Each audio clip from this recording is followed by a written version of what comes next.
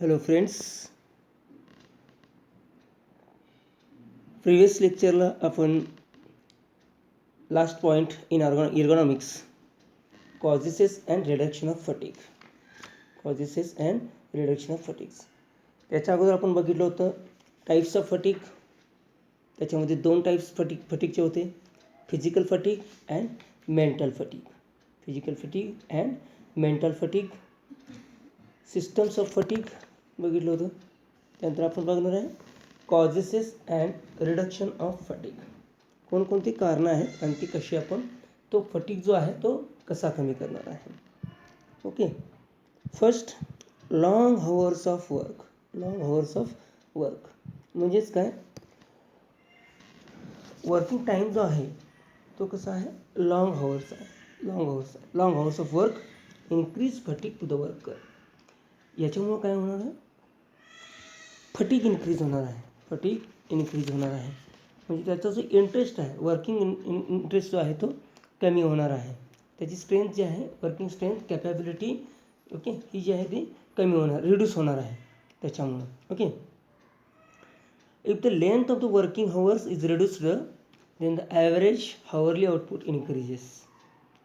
Working hours जर reduce केले तर ॲव्हरेजली काय होणार आहे, जे आउटपुट आहे ते इन्क्रीज होणार आहे. म्हणजेच काय असणार आहे, त्यामध्ये जो लेबर आहे, वर्कर आहे, त्याचा फटीग जो आहे तो फटीग रिड्यूस होणार आहे. कारण आपण वर्किंग हवर्स जे आहेत ते आपण कमी केलेले आहेत. Okay,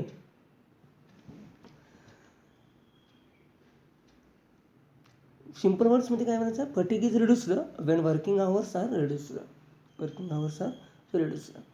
Experiments have shown that hourly output reaches maximum value at about 7 hours a day or 40 hours a week.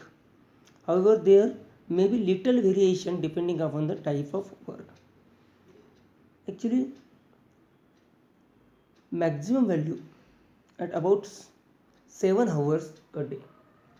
दिवसातले 7 तास आणि आठवड्याचे 40 तास काम असेल तर त्याच्यामध्ये फटीग कमी होण्यास किंवा फटीग न येण्यास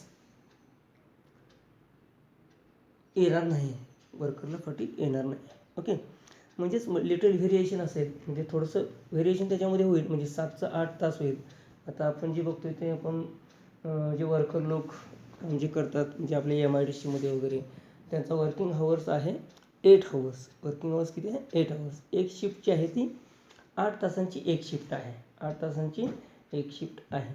ओके, आणि 48 हवर्स ते काय करतात, वर्क करतात वीकमध्ये. 48 हवर्स वर्क करतात वीकमध्ये. म्हणजेच याच्यामध्ये काय आहे, लॉंग हवर्स ऑफ वर्क जे आहे ते कमी केलं, हवर्स कमी केले तर आउटपुट जे आहे ते सेम निघणार आहे आणि फटीग काय होणार आहे, एलिमिनेट व्हायला मदत होणार आहे. ओके, हा एक कॉज आहे लॉंग हवर्स ऑफ वर्क. जे लॉंग हवर्स जे आहेत ते कमी केले पाहिजेत. Okay, next absence of rest pauses. म्हणजे एखादं काम करता येईल, म्हणजे ते तर 7 तास किंवा 8 तास ड्युटी जर असेल तर त्या 7 तासामध्ये 8 तासामध्ये लंच टाईम आहे, टी ब्रेक आहे. हे जे पॉझेस आहेत, हे जर पॉझेस नाही घेतले आणि long time continuously without taking rest जर वर्क केलं तर काय होणार आहे, फटीग क्रिएट होणार आहे. आणि तो फटीग क्रिएट झाल्यानंतर मग काय, इंटरेस्ट कमी होणार आहे. त्याची प्रोबॅबिलिटी जी आहे काम करण्याची प्रोबॅबिलिटी कमी होणार आहे. म्हणूनच काय म्हटलं, ॲब्सेन्स ऑफ रेस्ट पॉझेसेस नसतील तर काय होणार आहे, फटीग इन्क्रीज होणार आहे. So providing properly time period of rest helps to reduce fatigue. म्हणजे आपण प्रॉपर टाईम पिरियड आपण रेस्टसाठी दिला तर काय होणार आहे, फटीग रिड्यूस व्हायला मदत होणार आहे. Continuing work during fatigue is wasteful in industries.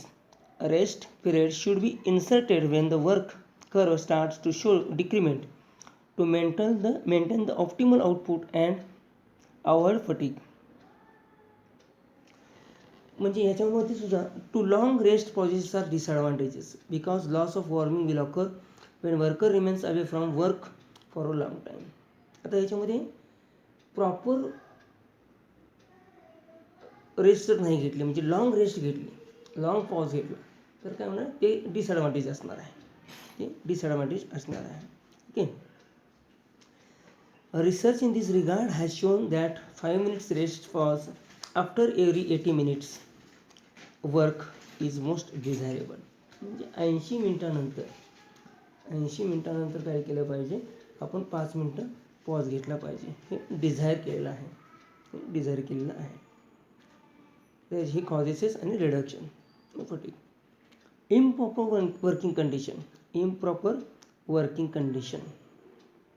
आता वर्किंग कंडिशन जी आहे ती प्रॉपर नसेल, म्हणजे एखाद्या रूममध्ये वर्क करायला चालू आहे, एखाद्या हॉलमध्ये वर्क करायला चालू आहे, तिथली जी टेम्परेचर आहे, ह्युमिडिटी आहे, एअर व्हेंटिलेशन जे आहे किंवा एअर सर्क्युलेशन आपण त्याला म्हणतो, ते जर प्रॉपर नसेल तर ती कंडिशन कशी आहे, इम्प्रॉपर आहे, improper working conditions. Okay. Too hot और too cold temperature and humidity affects health and comfort of the worker badly and deteriorates his efficiency. म्हणजे वर्किंग कंडिशन जर कम्फर्ट नसेल, प्रॉपर नसेल, म्हणजेच काय टेम्परेचर ह्युमिडिटी जर तिथं वाढत असेल तर काय होणार आहे, त्याच्यामध्ये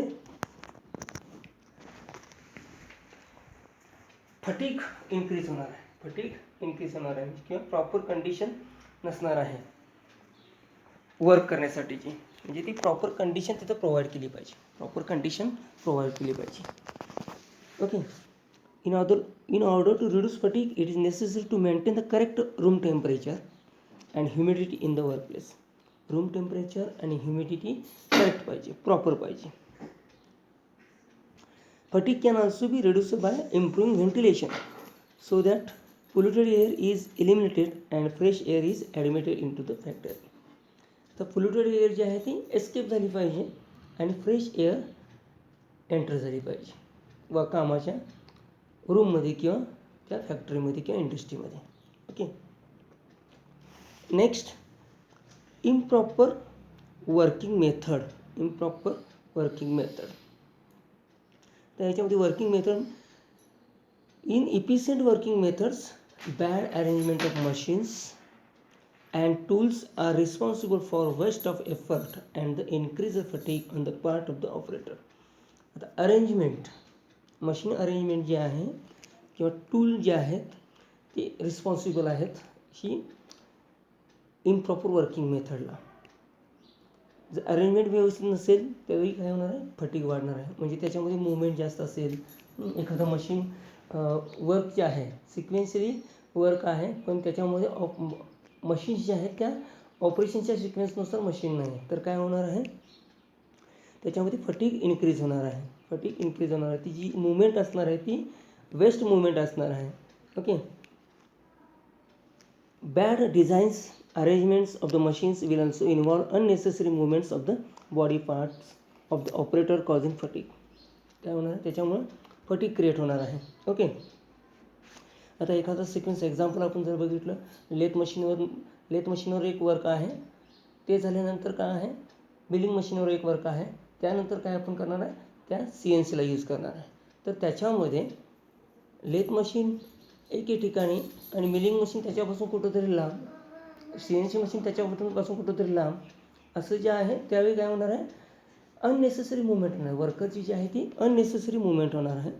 आणि अननेसेसरी मुवमेंट झाल्यामुळं काय होतं, फटीग इन्क्रीज होतो. ते जर ते एकमेकापासून जवळ असतील तर काय होणार आहे, काम करणे सोपं जाणार आहे आणि मुवमेंट कमी होणार आहे. So in order to reduce fatigue the following means are suggested. What is, select best method on the basis of method study. Best method select करायची on the basis of method study. Use properly designed machines. Tools असू देत किंवा machines असू देत, ते properly design केलं पाहिजे as per hour requirement, proper requirement. Okay. And next, arrange the machines and tools systematically. Machines आणि टूल्स सिस्टमॅटिकली अरेंज केली पाहिजे. मशीन्स आणि टूल्स सिस्टमॅटिकली अरेंज केली पाहिजे. नेक्स्ट आहे improper illumination. Improper इल्युमिनेशन.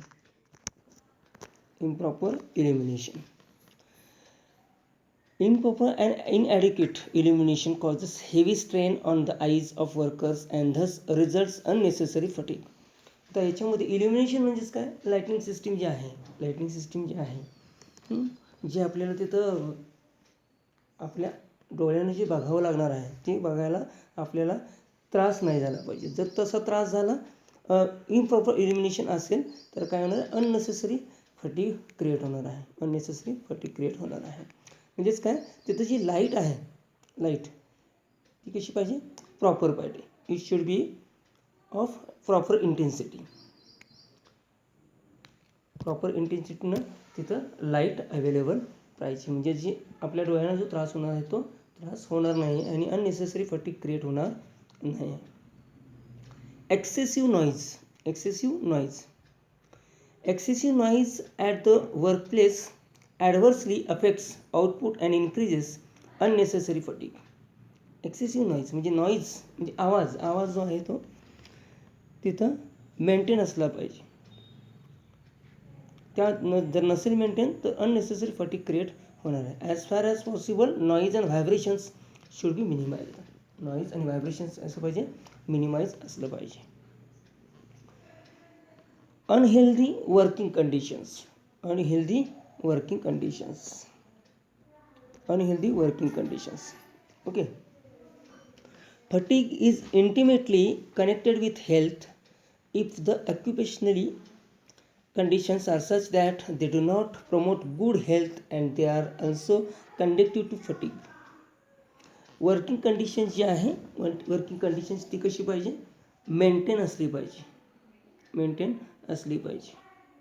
Unhealthy working conditions नको पाहिजे. Healthy working conditions, proper working conditions available पाहिजे. ओके. आणि त्याला पण गुड हेल्थला काय केलं पाहिजे, सपोर्ट केला पाहिजे. हेल्दी वर्किंग कंडिशनला सपोर्ट केला पाहिजे. And so as possible as create healthy working conditions should be maintained in the workplace to avoid resulting fatigue. म्हणजेच काय, आपण जर तशी हेल्दी वर्किंग कंडिशन असेल तर फटीग आपण अवॉइड करू शकतो. Absence of adequate seats. Absence of adequate seats म्हणजे सिटिंग जी आहे, म्हणजे पॉज घेतला किंवा रेस्ट घेतली, लंच टाईमला असेल सिटिंग अरेंजमेंट असेल, ती सिटिंग अरेंजमेंट कशी पाहिजे, प्रॉपर पाहिजे. ती सिटिंग अरेंजमेंट जी आहे ती प्रॉपर पाहिजे. प्रॉपर सिटिंग अरेंजमेंट पाहिजे. If a proper sitting is not provided it will lead to fatigue of the workers. Sitting proper नसेल तर काय होणार, किंवा ऑपरेशन करत असताना सुद्धा एखादी अरेंजमेंट आहे, सिटिंग अरेंजमेंट असेल किंवा ते मशीन ऑपरेट करण्याची अरेंजमेंट जी असेल ती कशी पाहिजे, कम्फर्ट पाहिजे. The seat should provide normal comfort to the worker to avoid fatigue. आणि त्याच्या थ्रू काय करू शकतो आपण, फटीग अवॉइड करू शकतो. Alternate sitting and standing arrangement may also be helpful to reduce fatigue.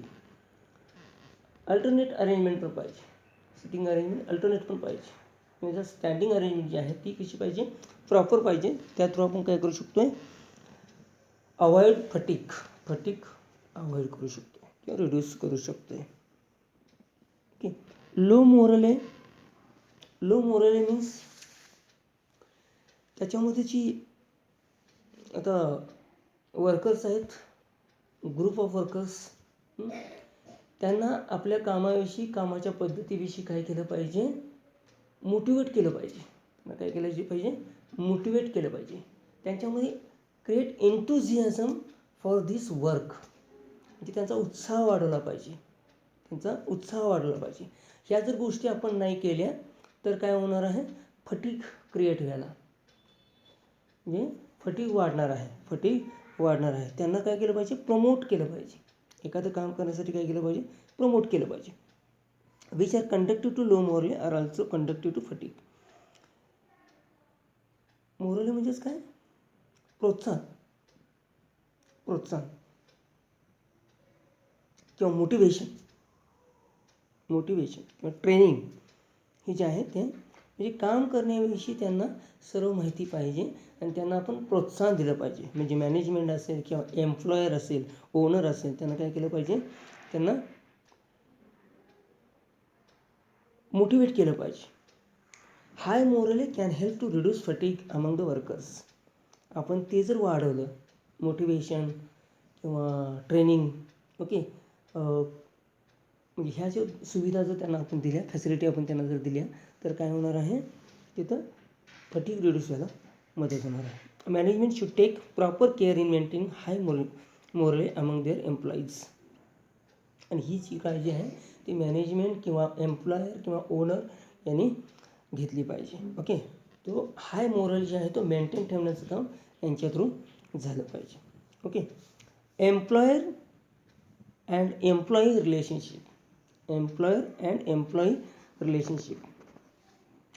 A worker cannot maintain high morale in a condition in which the relationship between employee or between the employees themselves is not good. जर employer आणि employee relationship, employer म्हणजेच काय? Owner म्हणजे मालक, आणि employee means worker और कर्मचारी किंवा नोकर. ओके, मालक आणि नोकर यांच्यामधलं जर रिलेशनशिप आहे त्याचे जर मोरली कंडिशन जर लो असेल किंवा कॅनॉट मेंटेन हाय मोरली, जर ती मेंटेन केलेली नसेल तर काय होणार आहे? फटीग इन्क्रीज होणार आहे. The worker feels depressed and exhausted very quickly. आणि त्या कंडिशनमध्ये वर्कर कसं डिप्रेशनमध्ये जातात किंवा त्याचे एक्झॉस्टिंग, ओके, होतं व्हेरी क्विकली एक्झॉस्टिंग होते. So employer and employee relationship are maintained at the high moral level. The workers' enthusiasm can be easily maintained and fatigue kept low if good relationship and sense of cooperation exist between employer, employee and between the employees themselves. आता मालक आणि नोकर यांच्यामधलं cooperation आहे, जो मालकाकडून किंवा मॅनेजमेंटकडून होणारं cooperation हे गुड पाहिजे विथ एम्प्लॉईज. तर काय होणार आहे?